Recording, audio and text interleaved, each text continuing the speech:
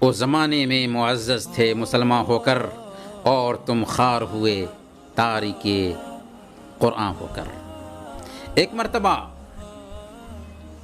سیف اللہ المسلول خالد بن ولید رضی اللہ تعالی عنہ اپنے بڑھاپے میں مصحف کو اٹھاتے ہیں اور روتے ہوئے کہتے ہیں اشغلنا الجہاد عنک، اللہ کے راستے میں جہاد نے ہمیں تجھ سے بے پرواہ کر دیا۔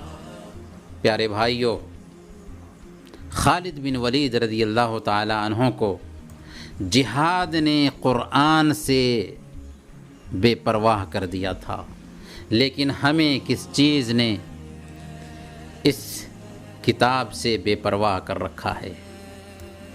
آخری بار ہم نے کب قرآن ختم کیا تھا؟ ہماری زندگی میں قرآن کا اثر کیوں دکھائی نہیں دے رہا ہے؟ شاید ہم ہی ہیں جن کے بارے میں اللہ کے نبی صلی اللہ علیہ وسلم کل قیامت کے دن اللہ کی جناب میں شکایت کرنے والے ہیں۔ وقال الرسول یا رب ان قوم اتخذوا هذا القرآن مہجورا، اور رسول کہے گا اے میرے پروردگار، بے شک میری امت نے اس قرآن کو چھوڑ رکھا تھا۔ چھوڑنے کا مفہوم کیا ہے؟ قرآن کو نہ سننا اور اس پر ایمان نہ لانا، قرآن کو چھوڑنا ہے۔ اس کے اوامر پر عمل اور نواہی سے اجتناب نہ کرنا بھی قرآن کو چھوڑنا ہے۔ دین کے اصول و فروع میں اس کو نظر انداز کر کے کسی اور کتاب کو فیصل بنا لینا بھی قرآن کو چھوڑنا ہے۔ اس کو نہ سمجھنا، اس پہ غور نہ کرنا، اس کی مراد کو سمجھنے کی کوشش نہ کرنا بھی قرآن کو چھوڑنا ہے۔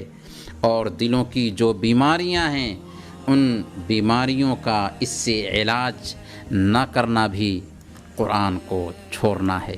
آج زمانہ پکار پکار کر بلا رہا ہے کہ اے اسلام کے سپوتوں لوٹ آؤ اس کتاب کی طرف جس نے قوموں کی تقدیر کو بدلا، گلا بانوں کو جہاں بان بنایا، ملکوں کو فتح کیا اور انسانی دلوں پر حکمرانی کی۔